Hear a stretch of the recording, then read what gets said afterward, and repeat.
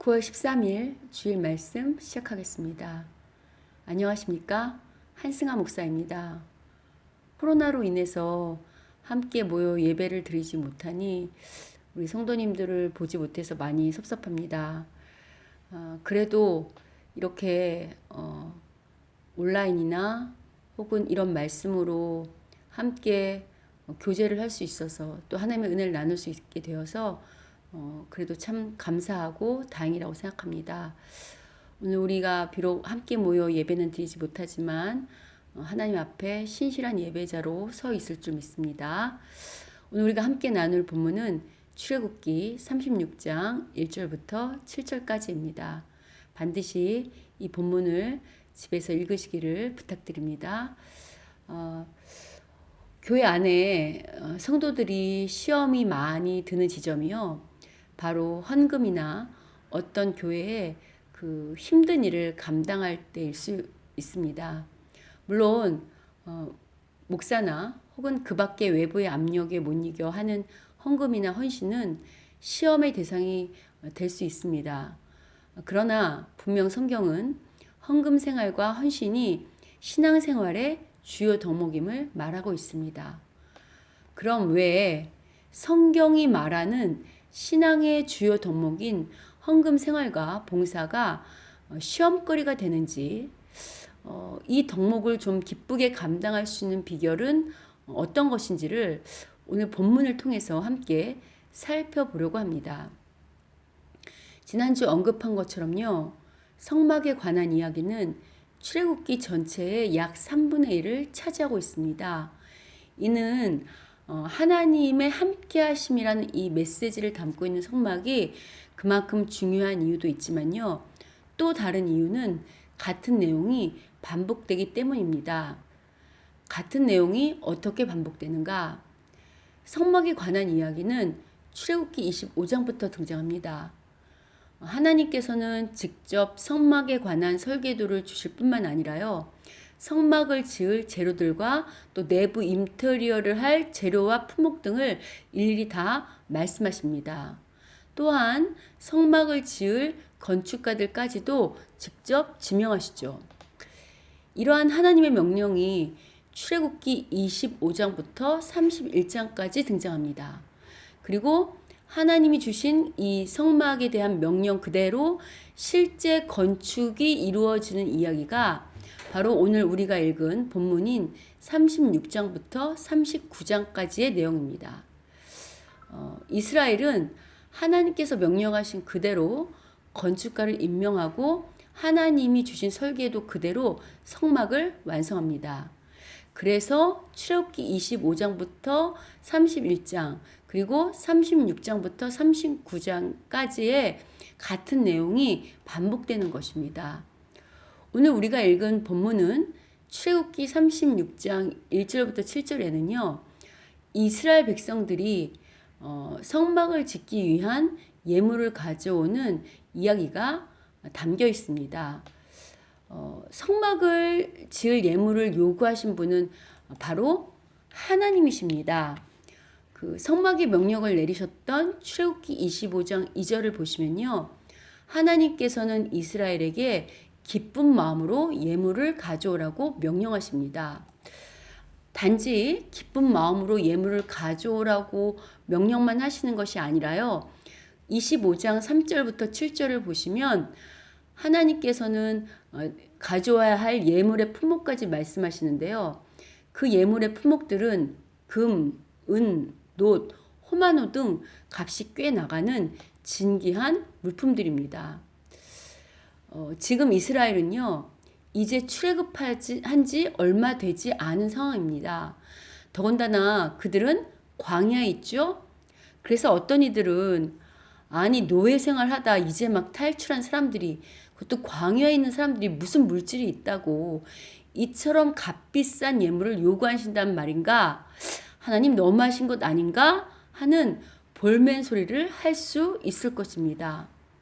그런데 우리의 이러한 볼멘 태도와 달리요. 오늘 본문인 36장부터 3절을 보면 이스라엘 백성들은 성막을 만들기 위하여 모세에게 아침마다 자원하는 예물을 가져왔다고 말합니다.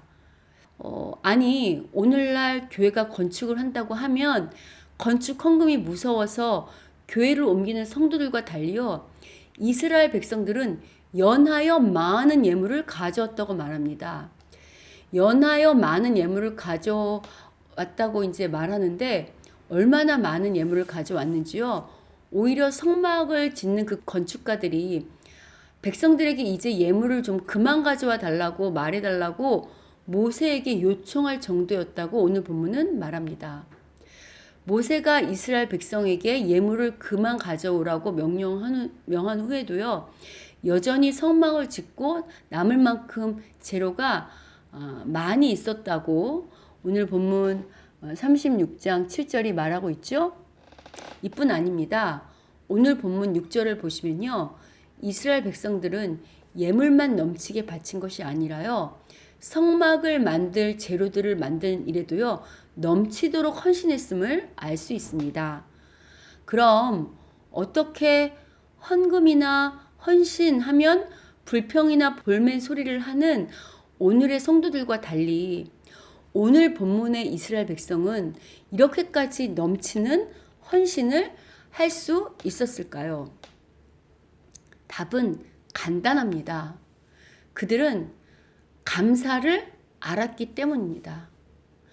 평생을 노예로 살던 이스라엘은요, 하나님께서 함께 하심으로 인해 비참한 노예 생활에서 해방되었을 뿐만 아니라 죽음의 사자가 지나갈 때도 생명을 건졌습니다. 아시죠?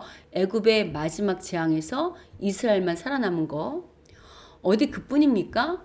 아무것도 없는 광야에서 먹을 것, 입을 것뿐만 아니라 오늘로 치면 에어컨과 온열기 기능뿐 아니라 길잡이 역할을 하는 구름 기둥과 불 기둥, 이러한 것들 이상의 등등을 통해서 이스라엘을 책임지시고 인도하시며 함께 하시는 하나님의 은혜를 경험했습니다. 생각해 보십시오. 만약 여러분이요, 노예였었는데 거기서 해방시켜주고 자립할 때까지라도 먹여주고 입혀준 사람이 있다. 그렇다면 거기까지만 도움을 주었어도 아마 평생의 은인이라며 머리를 조아리며 감사했을 것입니다. 그런데 이런 세상의 은인의 차원을 뛰어넘는 그런 복의 근원이신 하나님께서요, 여기까지만 은혜를 베푸시는 것이 아니라 미래에도 계속 함께 하시겠다고 하시니 이스라엘 입장에서는 얼마나 감사하겠습니까? 따라서 전능하신 하나님께서 어제와 오늘뿐 아니라 내일도 계속 날마다 자신들과 함께 하심을 약속하는 그 상징인 성막을 짓는 이 일에 최선을 다하는 것은 너무도 당연한 일일 것입니다. 복이 넝쿨째 굴러와 그 복이 거할 집을 좀 지어달라는데 그 복의 요구를 거절할 바보는 없을 것입니다. 아마 재산을 다 팔아서라도 그 복이 거할 집을 짓지 않겠습니까?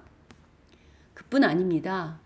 하나님은 이스라엘 백성들이 출애굽할 때 빈손으로 나오게 하지 않으셨습니다.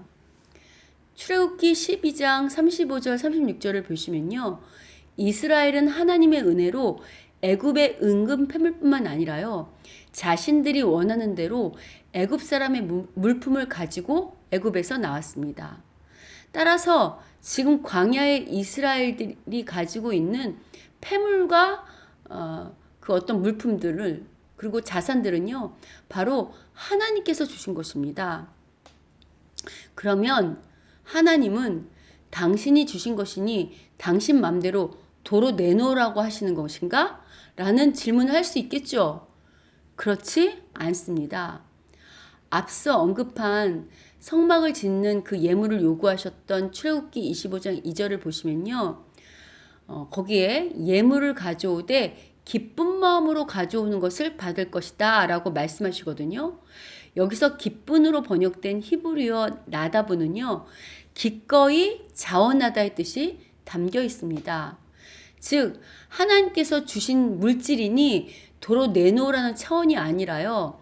하나님께 받은 물질들 중에서 기꺼이 자원하는 마음을 드리는 그러한 물질만 받겠다고 하시는 말씀인 것입니다. 그래서 오늘 본문 36장 3절에서요. 백성들이 자원하는 예물을 가져왔다고 말하는 것입니다. 이 자원하는 예물을 가져오는 사람들은 앞서 언급한 것처럼요. 자신들에게 베풀어 주신 하나님의 은혜에 대한 감사를 아는 자들이었을 것입니다. 이는 오늘도 동일합니다. 세상 사람들이 인정하든 인정하지 아니하든요. 온 세상을 비롯해 사람을 만드신 분은 하나님이십니다. 그리고 이 세상과 사람은요. 자신을 만든 창조주이신 하나님과 함께 그 하나님의 말씀을 들으며 그 하나님 말씀대로 살 때만 가장 복되게 살 수 있습니다. 그런데 타락한 죄인인 사람은 그 복의 근원이시며 창조주이신 하나님을 떠났습니다. 그리고 하나님을 떠난 이 세상과 사람들은요. 불공정과 불의와 불평등이 지배하는 세상 속에서 비참하게 허덕이며 살게 됩니다. 아니, 단지 비참한 인생을 사는 수준만이 아니라 결국 하나님을 떠난 죄는요, 사람을 사망에 이르게 합니다. 그러나 사람을 향한 하나님의 뜻은 결코 비참함이나 사망이 아닙니다. 그래서 하나님께서는요, 당신의 백성들에게 새 생명을 주시고 하나님의 원리대로 삶으로 말미암아 복을 누리는 삶을 살 수 있도록 은혜를 베푸십니다. 그게 바로 예수님을 이 땅에 보내신 사건이요, 십자가 사건으로 우리를 구원하신 은혜의 사건인 것입니다. 우린 하나님 사랑의 절정인, 하나님 은혜의 절정인 예수 그리스도의 십자가 사건으로 말미암아 죽을 수밖에 없었던 죄인들에서 새 생명을 얻은 하나님의 백성들이 되었습니다. 이것만으로도 충분한 감사의 제목이죠. 그런데 성전 되신 예수님으로 인해서요. 날마다 전능하시며 복의 근원이신 하나님과 함께하는 복까지 누리게 된 것입니다. 날마다 나와 함께 하시며 나보다 나를 더 잘 아시는 하나님께서 가장 좋은 곳으로 공급하시고 인도하시는 그 은혜를 이미 얼마나 많이 우리들은 경험했습니까? 러시아의 대문호인 도스토옙스키는요. 1864년 그가 쓴 지하에서 온 편지라는 책에 이렇게 기록합니다. 나는 인간을 정의할 때 인간에 대한 최고의 정의는 감사할 줄 모르는 두 발 달린 동물이라고 말하고 싶다. 그는 또 이어서요. 인간이 바보가 아니라면 어떻게 이렇게 터무니없을 정도로 감사할 줄 모르는가 라고 말하고 있습니다. 즉, 감사하지 않는 인간은 바보라는 것입니다. 그런데 목회 현장에 있다 보면요. 감사할 줄 모르는 바보 같은 성도들을 참으로 많이 보게 됩니다. 아니, 오늘날 얼마나 감사가 없는 시대인지는요. 다음의 이야기에도 잘 담겨 있습니다. 한 엄마가 7살 난 아이와 함께 이웃집에 놀러 갔다고 합니다. 이웃집 아주머니가 사과를 하나 주었는데요. 이 아이는 고맙습니다 라는 인사도 없이 얼른 이 사과를 받았습니다. 당황한 아이의 엄마가 얘야, 다른 분이 사과를 줄 때는 뭐라고 말해야 될까? 라고 물었다고 합니다. 그랬더니 이 아이가 잠깐 생각하더니 껍질 벗겨주세요 라고 말했답니다. 여러분, 어린이는요, 그 시대의 어른의 거울입니다. 짧은 이야기지만 요즘 세대가 어떤 시대인지를 잘 반영해주는 이야기입니다. 이 아이의 모습이 어쩌면 바로 오늘 우리들의 모습일 수 있습니다. 사과 껍질을 벗겨주지 않으면 사과를 준 것 사실에 대해서조차 전혀 감사하지 않습니다. 자신을 위해서 타인이 베풀어준 친절에 대해서는 무관심하고 침묵한 채 더 많은 친절을 베풀어 주기만을 바라고 요구하는 것이 바로 오늘 시대가 아닌지 돌아봐야 합니다. 그리고 더 많은 것을 베풀어 주지 않을 때는 원망하고 돌아서죠. 보이는 사람에게도 이럴진데 보이지 않는 하나님께는 오죽하겠습니까? 오늘날 많은 성도들이 하나님께서 베푼 은혜라고 자랑들은 하지만요. 실제로 하나님 앞에 감사하기보다는 더 많은 은혜를 요구하며 오히려 불평하고 원망하는 것을 많이 봅니다. 여러분, 지금 우리의 신앙은 어떤 상태입니까? 하나님께서 베푸신 은혜가 무엇인지 알고 그 은혜에 감사할 줄 아는 그러한 성도들입니까? 만약 우리가 정말 하나님께 감사할 줄 아는 성도라면 오늘 본문의 이스라엘 백성들처럼요. 예물 드림과 헌신하는 일에 자원함으로 기쁘게 감당하는 성도일 것입니다. 코로나로 인해 교회에 모여 예배드릴 수 없음을 핑계 삼아 마땅히 하나님께 감사해야 할 일들과 또 헌신을 외면하고 있다면 어쩌면 내 안에 하나님에 대한 감사가 사라졌기 때문일 수 있습니다.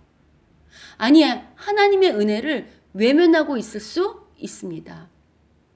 혹 지금 힘들고 어려운 환경에 처해 있는 것이 감사를 잃어버렸기 때문은 아닌지 돌아보십시오. 유명한 주석가인 매튜 헨리는요. 감사는 더하기와 같아서 모든 것에 감사하면 거기에 하나님의 축복이 더해진다고 말합니다. 어떤 일이든지 어떠한 상황이든지 감사하면 플러스의 축복이 찾아온다. 그러나 반대로 원망과 불평은 빼기와 같아서 있는 것까지 빼앗기고 없어진다라고 말합니다. 여러분, 우리 안에요. 하나님에 대한 감사가 넘친다면요. 누가 시키지 않아도 마땅히 하나님께 드릴 예물과 헌신하는 일에 기쁘게 전하는 자들이 될 것입니다. 그리고 감사로 헌신하는 성도와 교회에 하나님께서는 더 많은 감사를 할 수 있도록 더 많은 은혜를 베푸실 것입니다. 많은 사람들이요, 코로나가 지나면 교회의 절반이 사라질 수도 있다고 합니다. 어찌 보면 하나님께서 정말 함께 하실 수 있는 진정한 교회만이 이 땅에 존재케 하시려는 하나님의 섭리요 의도일 수 있습니다. 하나님의 은혜에 감사할 줄 아는 교회는 당연히 하나님께서 함께 하실 수 있도록 자신들의 믿음과 신앙을 갖고 갈 것입니다. 부디 우리 교회가요, 감사가 넘치는 교회가 되기를 소원합니다. 하나님께서 베푼 은혜에 대한 감사뿐만 아니라 신앙생활하는 이 성도들, 우리 형제 자매들 간에도요, 감사가 넘쳐나므로 오히려 이 어려운 코로나 시대에 더 많은 감사의 복을 받았다고 세상에 하나님을 자랑할 수 있는 참된 교회요 성도들이 되기를 주님의 이름으로 축원합니다. 오늘 말씀을 통해서 감사한 것들이 떠올렸다면요. 하나님께 뿐만 아니라 감사할 우리 가족들, 또 우리 감사할 이웃, 또 감사할 지인, 감사할 모든 사람들에게도 감사하는 이것을 실천하는 하루가 되면 어떨까요? 우리의 감사로 인해 하나님만 기뻐하시는 것이 아니라 우리 주변도 행복해지는 그런 복된 오늘 주일이 되기를 주님의 이름으로 축원합니다.